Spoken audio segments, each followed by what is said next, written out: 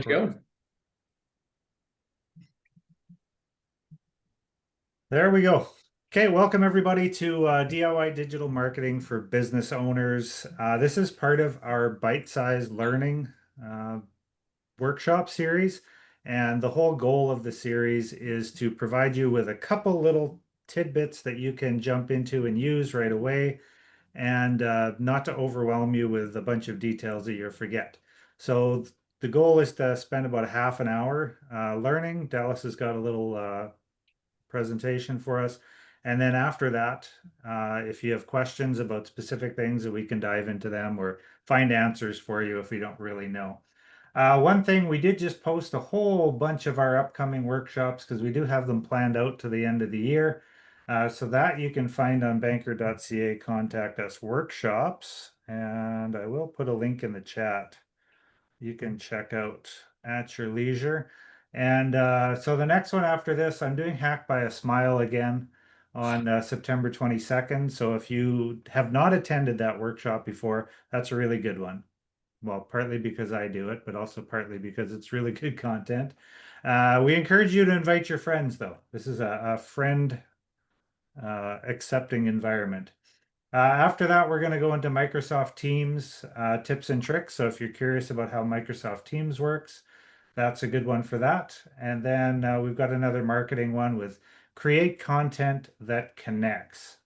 And then holiday security tips for small businesses, master your business email and Outlook, and plan your 2026 social media calendar, which will take us up to December 3rd. And we've got another probably 5 or 6 of them that are going to be going up. So definitely make sure we'll be sending out info on that as we go along. But for today, I'm going to turn it over to Dallas and we're going to go over a couple different things to help you, market your business yourself.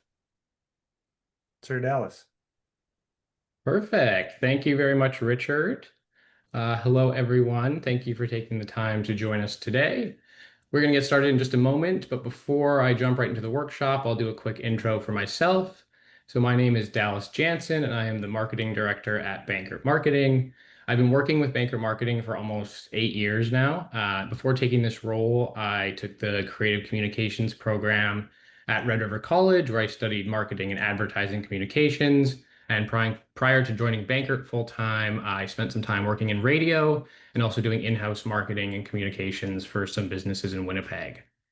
So I love my job because I get the opportunity to get in on the sort of ground floor for a lot of businesses that are just getting started with digital marketing. Um, and I have worked with over 50 businesses to help them get online. And this workshop is inspired by a question that I receive quite often. And that question is, what else can I be doing to help more people find me online? So the focus today is going to be on things you can do yourself to help boost your online visibility. There are a lot of different ways to do this, but today we're just going to cover a couple of them to keep it short and sweet. So the challenge small businesses face online. So something that I've noticed with a lot of small businesses, you want to show up online. Obviously, as a business owner, you want as many people to see your business as possible, but maybe you don't have the time to learn everything about digital marketing because digital marketing is a huge and can be complex topic, and people can spend years learning just one part of it. And so, one idea I want you to kind of think of digital marketing like fixing your car. Digital marketing can feel overwhelming. With constant changes, new tools, and technical jargon, it can seem like something only professionals can handle. And while that's sometimes true, there are plenty of things you can do yourself that make a real difference in how people find and interact with your business online. You can think of it like maintaining a car. If your engine dies, you're probably not fixing that in your driveway. Well, I'm not at least. I'd be calling a mechanic. But if it's an oil change, or maybe I'm just doing a cabin air filter, I might handle that myself because it's quick and it's doable and it saves me money. Digital marketing can work the same way. So some jobs like advanced search engine optimization, or what we call SEO, or something like paid advertising, are best left to a specialist. But other jobs like optimizing your website content, setting up your Google business profile, and asking for customer reviews are things you can do yourself, and they'll make a real visible impact. So that's what we'll focus on today.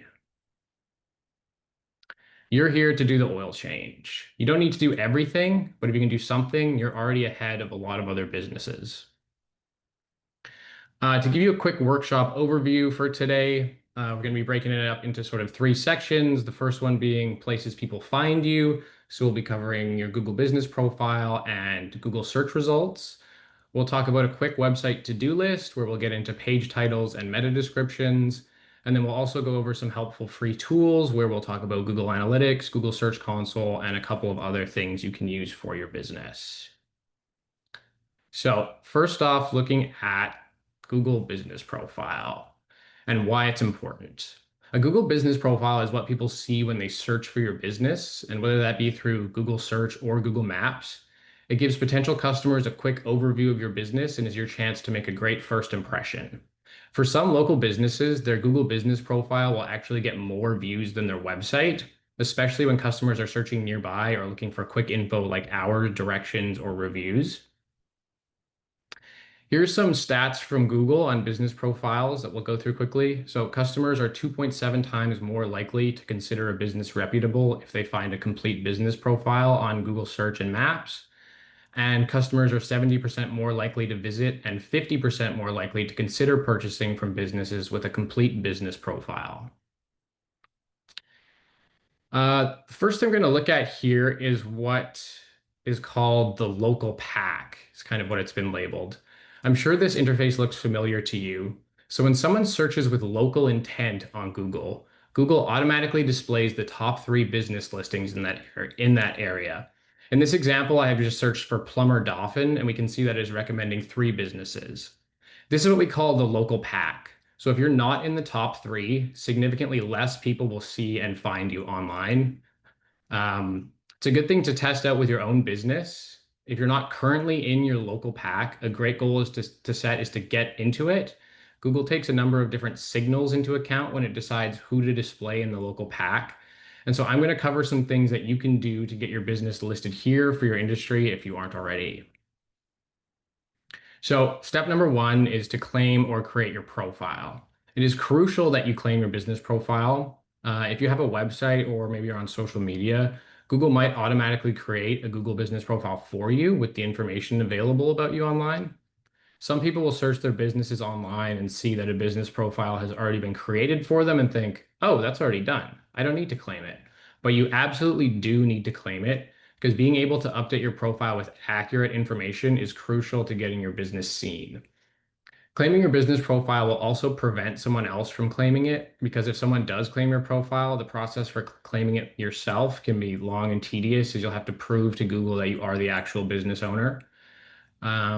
One note too, if you are a client of ours and go to do this and have any issues with claiming your business profile, please let us know.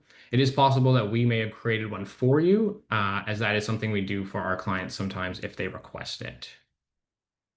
And so if Google hasn't already created a business profile for you, you can easily go in and create one yourself. Just search online for Google Business Profile and then follow the steps, and it's pretty straightforward.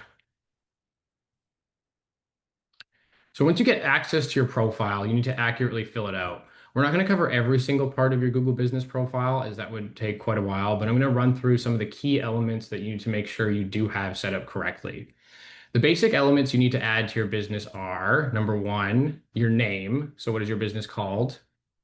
Your address, where are you located, and how can people find you? And this is also what will be on Google Maps. Your phone number. So how can people call you, which is one of the most common actions taken from a Google business profile. Your website. So linking your website to your Google business profile is very important. It shows Google that you are a legitimate business, and having that website title match the Google business profile really helps with where you show up. Your hours, you need to make sure your hours are accurate and be honest about that because Google will call you. And if you don't answer when you say you're open, they might change your hours for you. And then finally, business category. So what do you do? Are you a plumber? Are you an electrician? Are you a marketing agency? So just making sure that that's accurate because that all ties into what shows up when people are searching. Having these all filled out are a great place to start if you're setting up or claiming a new Google business profile. You would be amazed at how many businesses don't have this filled out correctly. So even just simple stuff like this can help get you ahead. Next, we're going to talk about Google reviews and how they impact your business. So here are some quick stats about Google reviews. 97% of consumers read reviews when browsing for local businesses. So that's almost everyone. And if your competitors have positive reviews and you don't, there's a good chance a potential customer is going to go to your competitor before you. 63% of consumers would lose trust in a business if they saw mostly negative reviews. And unfortunately, people are more likely to leave an unprompted negative review than they are to leave an unprompted positive review.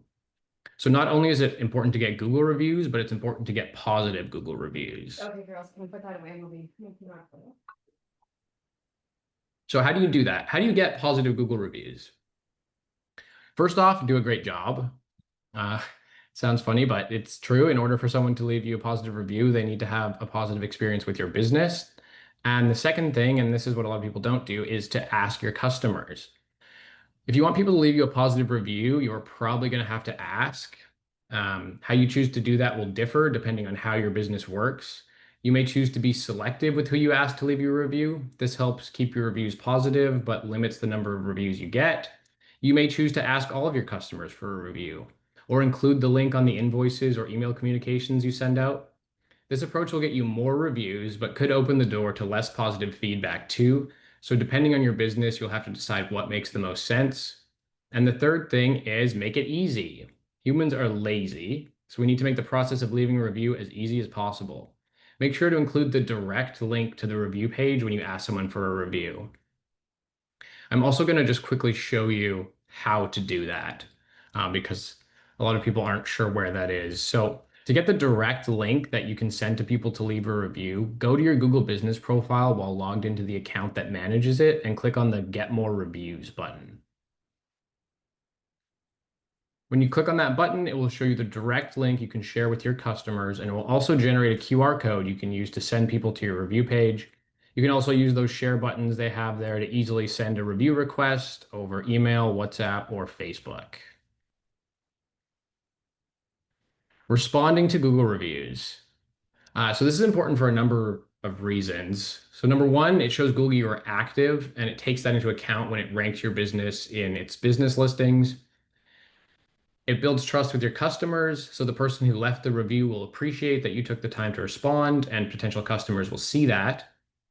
And it can turn a negative review into a learning opportunity. If you receive a negative review, future customers aren't only reading that review, but they are reading to see how you responded to it. A calm, respectful reply can turn a negative review into a learning opportunity for your business, and it can be another reason for potential customers to trust you. Okay, the next thing we're going to get into is Google search results. And you may have noticed that everything we have talked about so far involves Google, and that's because Google accounts for over 90% of mobile searches globally. So if you're only going to focus on one search engine, it should definitely be Google. When someone makes a search with local intent, right below the local pack that we talked about earlier, those top three Google business listings, right below that will be website search results. And when someone searches without local intent, the search results show up first. And when I say local intent, I mean, for example, like in my screenshot here, Mechanic Winnipeg or Plumber Dauphin or Food Near Me. So those all have local intent and will show the Google business profiles, but something without local intent will just go straight to the Google search results. So when someone makes a search, Google takes that search term and searches the entire internet and then displays what it deems to be the most relevant to your search. Some of the factors that contribute to what listings it will show are relevant. How relevant is your website content to the user's search term? Content, is the content on your website useful and well written? Website speed, does your website load fast? And responsiveness, is your website mobile friendly? There are a ton of different factors or what we call signals that Google looks for when it's pulling these results, but focusing on these four can be a good place to start. So going back to our example here, each search result includes, number one, the website URL, which is the link to your website at the top of the search result. The page title, which is the blue link below the website URL. And the meta description, which is the description right below the page title. In this screenshot, the number one search result has the title Cheap Mechanic Winnipeg, $60 per hour, best price car repair. The meta description is backyard mechanic in Winnipeg offering the cheapest car repairs, oil changes, brake replacement, tune-ups, and more at $60 per hour. Page titles and meta descriptions are an easy thing that you can change yourself, and they can have significant impact on where and how you show up in search results. Editing them does not require a complex technical understanding of SEO, and it's a great place to start if you want to look at doing some SEO work on your own business. So looking specifically at page titles here, why are page titles important? So number one, page titles tell Google what your page is about. A good title increases your chances of showing up in relevant searches, and a clear title encourages people to click. How do you write a page title? Number one, tell people and Google what the page is about. A page title should accurately reflect what users will find if they visit that page. So if you think of your page title as the headline of a newspaper article, it gives context for the rest of the article or page before anyone reads the rest. Make sure that you include keywords people are likely to search for. So it's believed that page titles carry the most weight when Google ranks your website. Including keywords that are both relevant to your business and highly searched for will help you show up. Be clear, specific, and unique for each page. Avoid having duplicate page titles. Make sure that each page on your website is titled correctly. And finally, looking at length, we want to try and stay under 60 characters so it doesn't get cut off in search results. So search results have a limit to how much of the title gets shown, and keeping your page titles between 50 and 60 characters will help them show up correctly on both desktop and mobile. There's no golden rule for writing a page title, but a formula that might work well for you is including the main keyword you're focusing on, your product or service, and your location. For example, Bankert marketing, Canadian web design, and digital marketing. This is what we use for the homepage at Bankert marketing. This title includes our focus keywords, which are web design and digital marketing. It also includes our business name, Bankert Marketing, and includes where we are located. For our business, we chose to use Canadian because we work with businesses all over Canada. But if you only do business in a specific town or city, it would be a better idea to name that town or city specifically, as having that location in your page title can really help with local SEO. Here are just a couple more examples that I came up with that follow the main keyword plus service or product plus location formula. And these are just things I made up, but they could very much apply if these were real businesses. So construction company in Dauphin, we could put Dauphin Construction Company, general contracting and renovations. A restaurant in Winnipeg, maybe we could use something along the lines of best casual dining in Winnipeg, Prairie Roots Restaurant. And then a chiropractor in Brandon, back pain relief and chiropractor adjustments, Brandon Chiropractor. So again, just making sure the main keyword, the service or the product, and the location is all present within the page title. Next, we will look at meta description. So what is a meta description? A meta description is a short summary that describes the content of a web page. It appears under your page title in Google search results, and it helps users understand what your page is about before clicking. You can see in our example here, this is the Bankert Marketing homepage. We clearly state who we are, what we do, and where we do it. So we say Bankert Marketing is a Manitoba-based marketing agency that helps businesses across Canada grow with expert web design, SEO, and digital marketing. Your individual product or service pages, meta descriptions might follow a different format than your homepage meta description. While your homepage can be a great place to give a general overview of who you are and what you do, your individual product or services page should present what that individual page is about. Here we have an example from the managed website page on the Bankert Marketing website. So we have launch your business online with a fully managed website. We design, build, host, and maintain it for you. Get started today. Why meta descriptions are important. So setting a custom meta description allows you to control what shows up in search results. If you don't set a meta description, Google will automatically generate one for you. And while sometimes that ends up working out okay, an auto-generated meta description is usually not as good as what you could do yourself, as this is your opportunity to convince the reader that you have the information they are looking for on your website. A compelling meta description increases click-through rates. So the meta description can be the deciding factor on whether someone clicks on your link or continues to scroll. And they help you stand out from your competitors. If your competitors are using auto-generated meta descriptions and you aren't, you might just be able to sway them to visit your website instead of your competitors.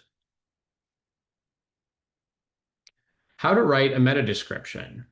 So number one, make sure it accurately reflects what your website is about. If Google thinks your meta description does not accurately reflect what the page is about, they might hide your custom meta description and auto-generate one for you.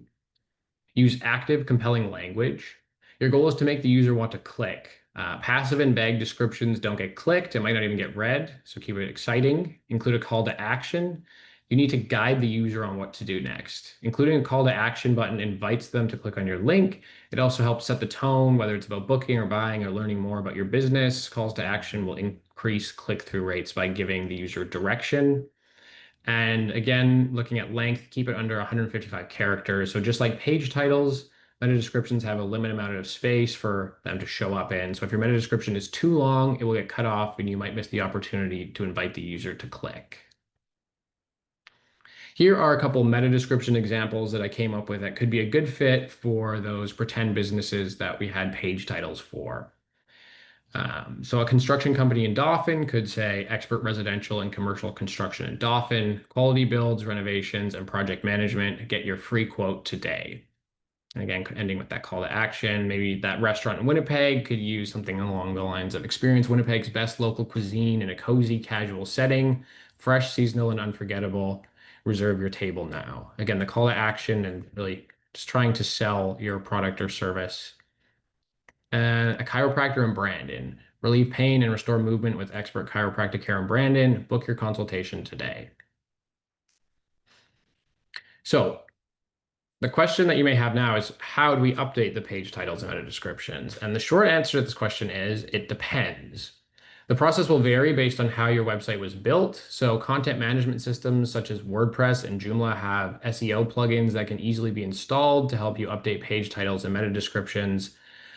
If your website was custom coded, these changes can be made by adding the title and meta tags to the HTML code. If you aren't sure how to do this, the best way is to ask the person who built your website. If that was us, feel free to reach out and we will get you the access and tools you need to start updating these titles and meta descriptions yourself. If this information seems like a lot, that's because it is. Learning digital marketing can feel like a lot, but the good news is there are a lot of free tools out there that can help you manage your online presence. I'm going to go over some of the most useful ones here.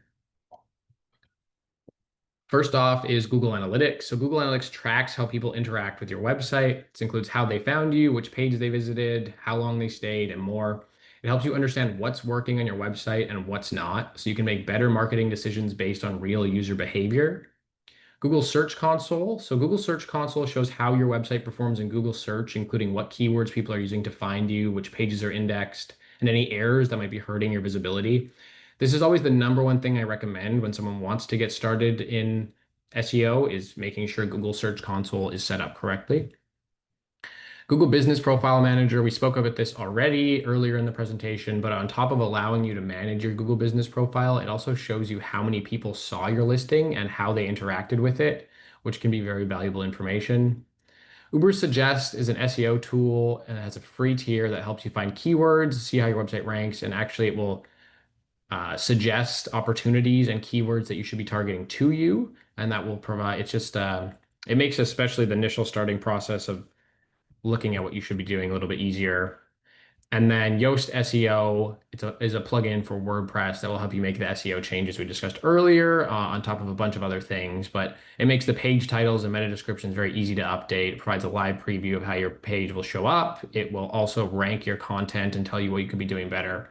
So it's just a great tool. And like all of these tools, it is free to use and can be integrated into your website and marketing strategy very easily. If we built your website and you're interested in us helping you set up any of these tools, or if you have any questions about your website and SEO presence, please reach out to us after the workshop. If we didn't build your website, but you're interested in learning more about anything we talked about today, also please feel free to reach out to us. Our contact information will be on screen in a moment when we get to the questions section. Before we hop into the questions, I just want to touch on website content. So you may have noticed that we didn't actually speak about website content. That's because it can be a big topic and we're going to do our own workshop on that. We value your time, want to keep these workshops quick and easy to follow, but we will be running a workshop specifically on website content and how it affects your search ranking and user experience in the near future. So please keep an eye out for that, as that information will tie directly into what we have learned today. Okay, now for questions. Does anyone have any questions? Dallas, I do have a question here from Chantel. It says, in regards to Google reviews, and Google Business, if you don't have a website, can you put a social media URL? Yes, I think you can. So within your Google Business profile, there's also spots for your social media, and you can link that. So that if, as well is something you should definitely do on your Google Business profile.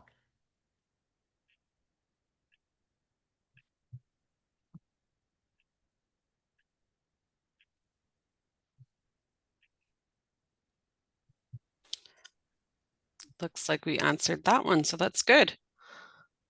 I have a simple question, but I don't Yeah. know how in the world to word it. My concern is with my website, since August 29th, when Canada Post required me to pay 35%, I haven't had any orders since. Okay. And so is your question maybe what you can do about that? So do I need to contact Donald to figure that out? Donald Trump? Maybe. It kind of depends kind of what you're selling and what you're shipping. Like if it's a Canada Post thing, it's possible you could look into other solutions for shipping, or is it a Canada Post is doing fine. As soon as I signed up for Zonal, Zonal took 35%, and then Canada Post let me print a label and I was able to ship it. But the customers somehow have not ordered since. I used because to of order. has there been a price increase? No, I didn't increase the price. I went to my website and said, I pay the tariff. Okay. I see. That might be a question that requires maybe a little bit more in-depth looking. Maybe Bill, we could connect afterwards and I could take a look at your site and see if there's maybe anything I could recommend. Okay, thank you.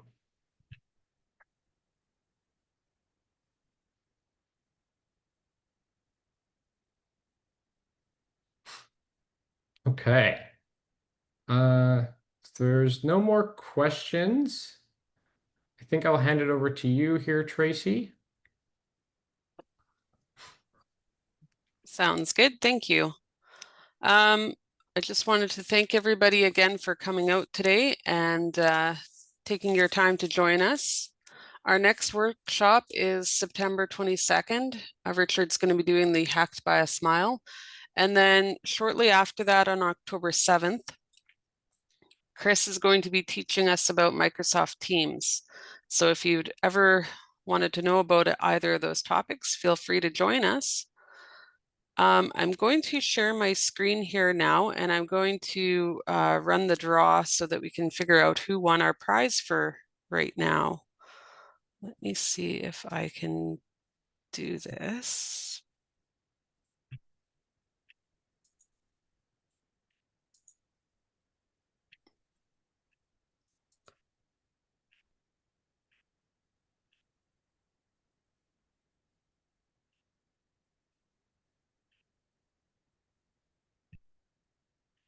There you go. Congrats, Bill. Thank you. So we'll be emailing everybody a copy of this presentation, and along with any other coupons or prizes that you might have won. I used a free website spinner. It's called wheelofnames.com.